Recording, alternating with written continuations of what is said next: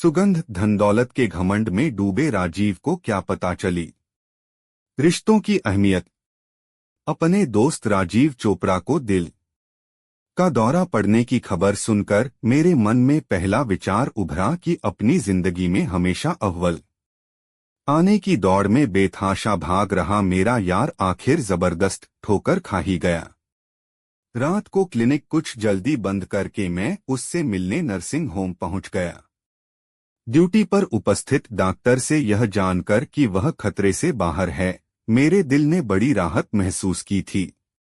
मुझे देखकर चोपड़ा मुस्कराया और छेड़ता हुआ बोला, अच्छा किया जो मुझसे मिलने आ गया, पर तुझे तो इस मुलाकात की कोई फीस नहीं दूंगा। डॉक्टर, लगता है खूब चूना लगा रहे हैं मेरे करोड़पति यार को ये नर्सिंग होम वाले। मैंने उसका हाथ प्यार से थामा और पास पड़े स्टूल पर बैठ गया। इस नर्सिंग होम के मालिक डॉक्टर जैन को यह जमीन मैंने ही दिलाई थी। इसने तब जो कमीशन दिया था वह लगता है अब सूद समेत वसूल करके रहेगा। यार, कुएं से एक बाल्टी पानी कम हो जाने की क्यों चिंता कर रहा है? जरा सा दर्द उठा था छाती में और ये लोग 20 से 30 हजार का बिल कम से कम बनाकर रहेंगे, पर मैं भी कम नहीं हूं। मेरी देखभाल में जरा सी कमी हुई नहीं कि मैं इन पर चढ़ जाता हूं। मुझसे सारा स्टाफ डरता है। दिल का दौरा पड़ जाने के बावजूद चोपड़ा के व्यवहार में खास बदलाव नहीं आया था।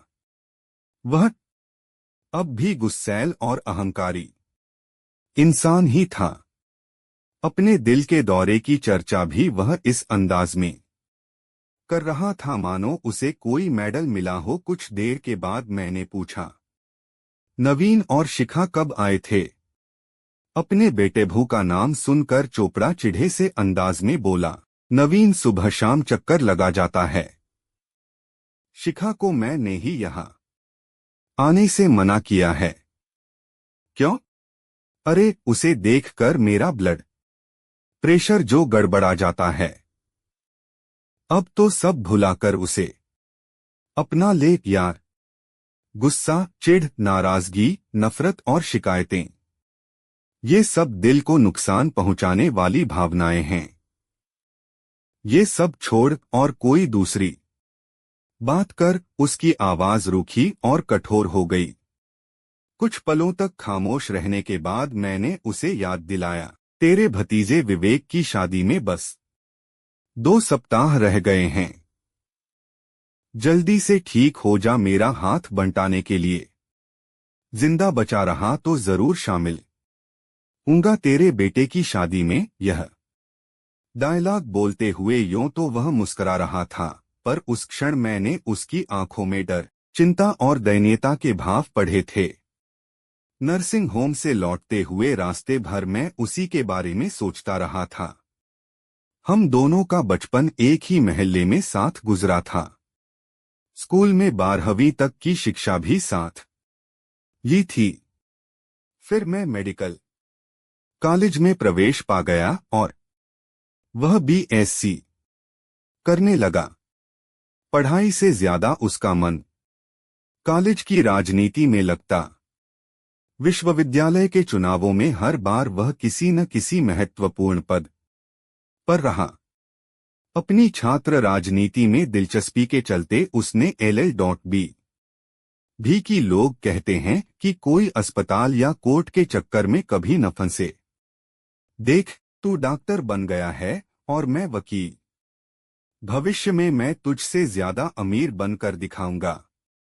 डॉक्टर, क्योंकि दौलत पढ़ाई के बल पर नहीं बल्कि चतुराई से कमाई जाती है। उसकी इस तरह की डींगे मैं हमेशा सुनता आया था।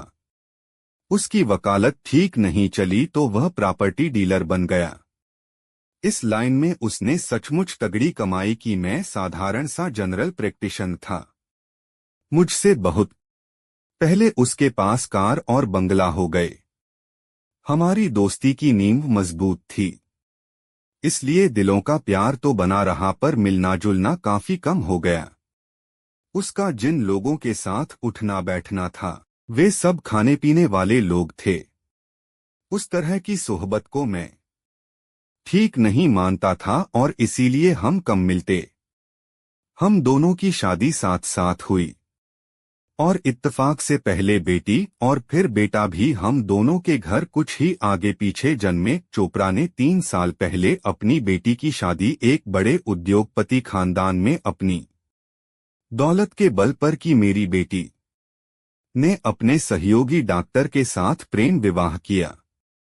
उसकी शादी में मैंने चोपड़ा की बेटी की शादी में आए खर्चे का शायद 10वां हिस्सा ही लगाया होगा।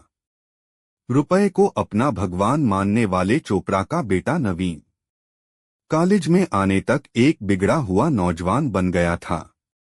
उसकी मेरे बेटे विवेक से अच्छी दोस्ती थी क्योंकि उसकी मां सविता मेरी पत्नी मीनाक्षी की सबसे अच्छी सहेली थी। इन दोनों नौजवानों की दोस्ती की मजबूत नींव भी बचपन में ही पड़ गई थी। नवीन गलत राह पर चल रहा है, मेरी ऐसी सलाह पर चोपड़ा ने कभी ध्यान नहीं दिया था। बाप की दौलत पर बेटा क्यों न ऐश करे। तू भी विवेक के साथ दिनरात की टोकाटाकी वाला व्यवहार मत किया कर। डॉक्टर, अगर वह पढ़ाई में पिछड़ भी गया तो कोई फिक्र नहीं, उसे कोई अच्छा बिजनेस मैं शुरू करा दूंगा। अपनी ऐसी दलीलों से वह मुझे खींच कर चुप हो जाने को मजबूर कर देता। आज इस करोड़पति इंसान का इकलौता बेटा 2 कमरों के एक साधारण से किराए वाले फ्लैट में अपनी पत्नी शिखा के साथ रह रहा था। नर्सिंग होम से सीधे घर न जाकर मैं उसी के फ्लैट पर पहुंचा। नवीन और शिखा दोनों मेरी बहुत इज्जत करते थे। इन दोनों ने प्रेम विवाह किया था। साधारण से घर की बेटी को चोपड़ा ने अपनी बहू बनाने से साफ मना कर दिया तो इन्होंने कोर्ट मैरिज कर ली थी। चोपड़ा की नाराजगी को नजरअंदाज करते हुए मैंने इन दोनों का साथ दिया था। इसी कारण ये दोनों मुझे भरपूर सम्मान देते थे। चोपड़ा को दिल का दौरा पड़ने की चर्चा शुरू हुई तो नवीन उत्तेजित लहजे में बोला, चाचा जी, यह तो होना ही था। रोज रोज की शराब और दौलत कमाने के जुनून के चलते उन्हें दिल का दौरा कैसे न पड़ता। और इस बीमार हालत में भी उनका घमंडी व्यवहार जरा भी नहीं बदला है। शिखा उनसे मिलने पहुंची तो उसे डांटकर कमरे से बाहर निकाल दिया। उनके जैसा खुंदकी और अकड़ू इंसान शायद ही दूसरा हो। बेटे बड़ों की बातों का बुरा नहीं मानते और ऐसे कठिन समय में तो उन्हें अकेलापन मत महसूस होने दो। वह दिल का बुरा नहीं है। मैं उन्हें देर तक ऐसी बातें समझाने के बाद जब वहां से उठा तो मन बड़ा भारी सा हो रहा था। चोपड़ा ने यूं तो नवीन को पूरी स्वतंत्रता से ऐश करने की छूट हमेशा दी, पर जब दोनों के बीच टकराव की स्थिति पैदा हुई तो बाप ने बेटे को दबाकर अपनी चलानी चाहिए थी। जिस घटना ने नवीन के जीवन की दिशा को बदला वह लगभग 3 साल पहले घटी थी। उस दिन मेरे बेटे विवेक का जन्मदिन था। नवीन उसे नए मोबाइल फोन का उपहार देने के लिए अपने साथ बाजार ले गया। वहां दौलत की अकड़ से बिगड़े नवीन की एक फोन पर नियत खराब हो गई। विवेक के लिए फोन खरीदने के बाद जब दोनों बाहर निकलने के लिए आए तो शोरूम के सुरक्षा अधिकारी ने उसे रंगे हाथों पकड़ जेब से चोरी का मोबाइल बरामद कर लिया। गलती से फोन जेब में रह गया है। मैं ऐसे 10 फोन खरीद सकता हूं। मुझे चोर कहने की तुम सब हिम्मत कैसे कर रहे हो? गुस्से से भरे नवीन ने ऐसा आक्रामक रुख अपनाया, पर वे लोग डरे नहीं। मामला तब ज्यादा गंभीर हो गया जब नवीन ने सुरक्षा अधिकारी पर तैश में आकर हाथ छोड़ दिया। उन लोगों ने पहले जमकर नवीन की पिटाई की और फिर पुलिस बुला ली। बीच बचा करने का प्रयास कर रहे। विवेक की कमीज भी इस हाथापाई में फट गई थी। पुलिस दोनों को थाने ले आई। वहीं पर चोपड़ा और मैं भी पहुंचे। मैं सारा मामला रफादफा करना चाहता था क्योंकि विवेक ने सारी सच्चाई मुझसे अकेले में बता दी थी, लेकिन चोपड़ा गुस्से से पागल हो रहा था। उसके मुंह से निकल रही गालियों व धमकियों के चलते मामला बिगड़ता जा रहा था। उस शोरूम का मालिक भी रुतबेदार आदमी था। वह चोपड़ा की अमीरी से प्रभावित हुए बिना पुलिस केस बनाने पर तुल गया। एक अच्छी बात यह थी कि थाने का इंचार्ज मुझे जानता था। उसके परिवार के लोग मेरे दवाखाने पर छोटी बड़ी बीमारियों का इलाज कराने आते थे। उसकी आंखों में मेरे लिए शर्मलिहाज के भाव न होते तो उस दिन बात बिगड़ती ही चली जाती। वह चोपड़ा जैसे घमंडी और बदतमीज इंसान को सही सबक सिखाने के लिए शोरूम के मालिक का साथ जरूर देता, पर मेरे कारण उसने दोनों पक्षों को समझौता करने के लिए मजबूर कर दिया।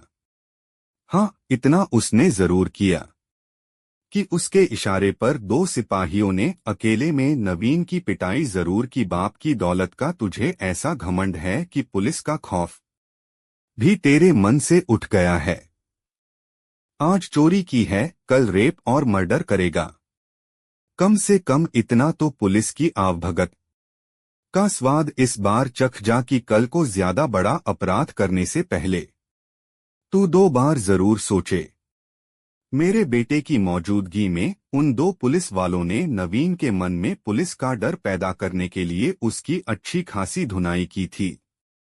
उस घटना के बाद नवीन एकाएक उदास और सुस्त सा हो गया था। हम सब उसे खूब समझाते, पर वह अपने पुराने रूप में नहीं लौट पाया था। फिर एक दिन उसने घोषणा की, मैं MBA करने जा रहा हूं। मुझे प्रॉपर्टी डीलर नहीं बनना है। यह सुनकर चोपड़ा आग बबूला हो उठा और बोला, क्या करेगा MBA करके? 10 से 20 हजार की नौकरी। इज्जत से कमाए गए इतने रुपए भी जिंदगी चलाने को बहुत होते हैं। क्या मतलब है तेरा? क्या मैं डाका डालता हूं, धोखाधड़ी करके दौलत कमा रहा हूं? मुझे आपके साथ काम नहीं करना है। यूं जिद पकड़कर नवीन ने अपने पिता की कोई दलील नहीं सुनी थी। बाद में मुझसे अकेले में उसने अपने दिल के भावों को बताया था। चाचा जी, उस दिन थाने में पुलिस वालों के हाथों बेइज्जत होने से मुझे मेरे पिताजी की दौलत नहीं बचा पाई थी।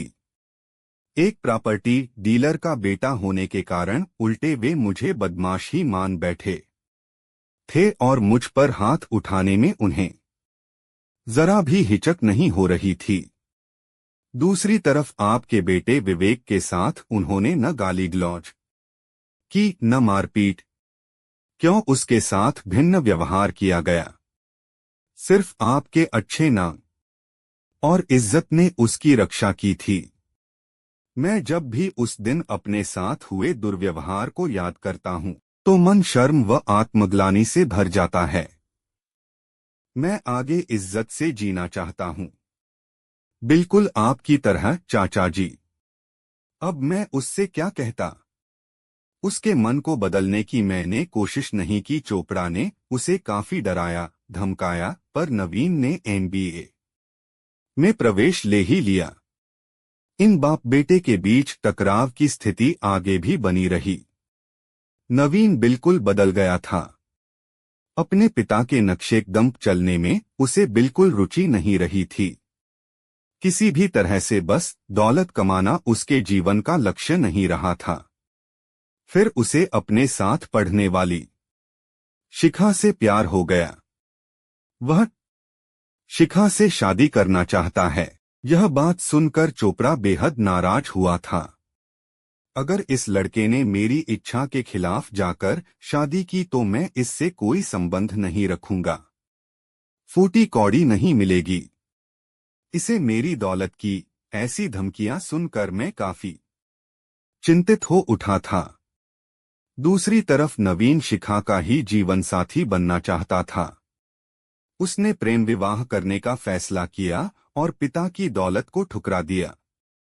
नवीन और शिखा ने कोर्ट मैरिज की तो मेरी पत्नी और मैं उनकी शादी के गवाह बने थे। इस बात से चोपड़ा हम दोनों से नाराज हो गया, पर मैं क्या करता। जिस नवीन को मैंने गोद में खिलाया था, उसे कठिन समय में बिल्कुल अकेला छोड़ देने को मेरा दिल राजी नहीं हुआ था। नवीन और शिखा दोनों नौकरी कर रहे थे। शिखा एक सुघड़ गृहिणी निकली। अपनी गृहस्थी वह बड़े सुचारू ढंग से चलाने लगी।